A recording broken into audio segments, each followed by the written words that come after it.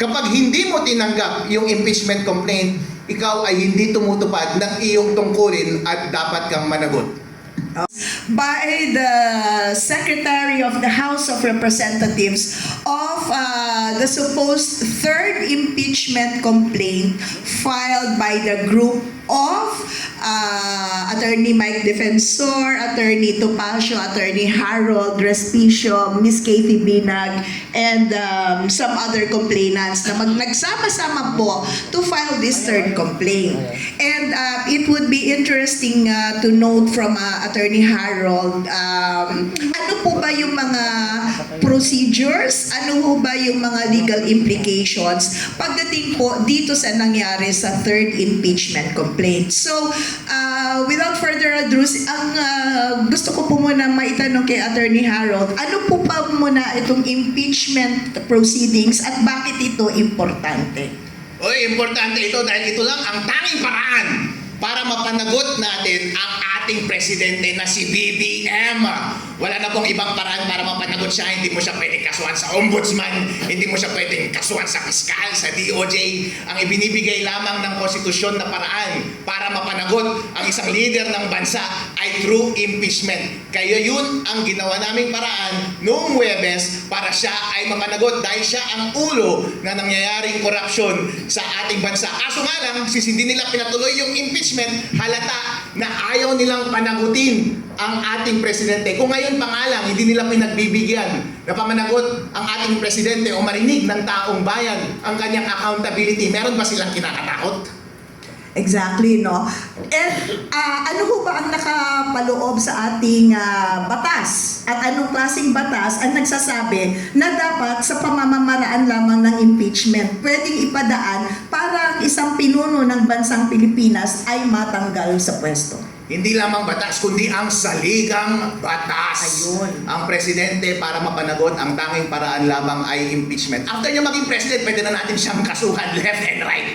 Pero habang siya ay nakaupo, dapat natin siyang kasuhan ng impeachment. Ang tanong lang naman ngayon, gusto ba natin siyang managot? Tanggap ba natin na magpatuloy ang pagnanakaw sa ating bansa?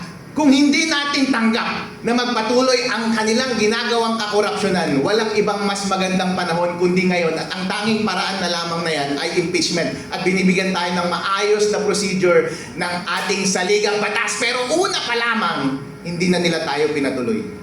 That is right. At sinabi niyo po kasi na ito lamang ang ang pwedeng magamit ng taong bayan sa pamamagitan ng sino-sino po, no? Kanino nila ipadadaan ang kanilang boses na gusto na nilang ipatanggal kung gusto man ng taong bayan. Na nasabi niyo, gusto na ng taong bayan. Sino po ba dapat ang pwedeng gumawa nito para yung boses nila ay madinig? Ayon sa ating saligang batas, pwedeng magsampa ang mga pribadong mga citizens ng impeachment laban sa presidente at yun ang aming ginawa with the endorsement ng at least isang member ng House of Representatives. At yun ang ginawa namin doon sa House of Representatives noong Thursday. Pwede rin na ang mag-initiate ng impeachment ay 1/3 mismo ng House of Representatives. Yun ang mag-uumpisa, tapos may re-refer ito sa Committee on Justice, magkakaroon ng hearing sa Committee on Justice. Kapag dadalhin yung report ng Committee on Justice ng 1/3 ng members of the House of Representatives, pupunta tayo sa main event sa Senate at yun yung magiging impeachment court para mapatanggal ang ating presidente. Subalit, tama po ba, Attorney, na yung mga constituents, no? Kung yun ang hinaing nila, ang boses nila ay ang mga nasa House of Representatives! So, to my thinking, dapat kinokonsulta din, tama? Ng mga representatives, yung mga kinakatawan nila. Kung ano ba dapat ang magiging katayuan nila. Tama po ba yun? Tama yun. Tandaan natin, ayon sa ating konstitusyon, tayo ay isang democratic at republican government. Ang ibig sabihin ng republican government ay yung mga taong bayan ay rinerepresenta ng mga congressman. Ang mga congressman kailangan nilang pakinggan ang boses ng kanilang mga constituent. Kung ano ang damdamin at hinaing ng kanilang mga constituent, yun dapat ang kanilang dalhin. Hindi naman na natin maitatanggi ngayon na ang damdamin ng taong bayan ay matigil na ang korupsyon. At ang tanging paraan lamang para matigil ang korupsyon ay tanggalin ang ulo ng korupsyon at yun dapat ang dalhin ng mga members ng House of Representatives. Tama po yun. And kung sa ganitong pagkakataon na hindi magkaroon ng konsultasyon, no? Kasi alam natin, di ba, tama po kayo, after yan sa i-calendar sa order of business, dadalhin sa Committee on Justice, if they find that the evidence enough to support, no? So dadalhin nila yun sa House, tama, para magbotohan. Okay. Doon sa punto na yon, pag-aaralan ng ebidensya, sa tingin niyo po ba dapat magpaliwanag pa ang congressman sa kanyang mga constituents o ito po ang aking pagkakaintindi sa ebidensya? Ano sa tingin ninyo? Maganda po ba yon o pwedeng sa kanya nila sa sarili niya? Hindi, ako magdidesisyon para sa aking probinsya. Ito ang aming magiging boses. Hindi pwede. Ang boses ng isang congressman ay dapat i-reflect ang boses ng taong bayan. Tandaan natin, yung mga hearings sa Committee on Justice ay public yan. Lahat ng deliberations, lahat ng trial ay nakikita ng taong bayan. Kaya obligasyon ng bawat member doon mismo sa loob ng Committee on Justice na ipakita ang lahat ng proceedings nila sa loob. At pagdating ng pagkakataon na pagbobotohan na nila kung ano man ang resolution ng Committee on Justice, kailangan pa rin nilang ipaliwanag na tama at consistent sa hinaing ng taong bayan ang kanilang posisyon. Okay. And dun sa dun sa usapin po nung pagbigay po ng inyong complaint last Thursday. Okay, ano po ba ang mekanismo doon kung para ipaliwanag sa mga ating tagapakinig, ano ang naging proseso at ano ang naging resulta ng inyong naging hakbang? Ay! Nakita niyo na yung resulta? Masaya ba kayo sa result? Hindi! Walang hiya itong Secretary General. Nakakaiyak at nakakagalit at saka nakakadayariya, nakakasuka. Kasi yun ang utos ng ating saligang batas. Kapag may complaint at meron kang endorser mula sa House of Representatives, ministerial duty yan ng Secretary General ng House of Representatives na tanggapin ang complaint. Pero ang kanilang ginawa, sabi yung head daw ng Secretary General's office ay nasa labas ng bansa, kaya hindi daw nila pwedeng tanggapin yung complaint. Pero sir, ang pinagpapasahan namin ay yung Office of the Secretary General. Kung sino man yung next in line, dapat siya ang tumanggap. Parang kaso yan abogado rin kami ni Atty. Yvette. Kung wala yung husgado dun sa korte, kahit wala yung clerk of court, yung staff dyan ang tatanggap.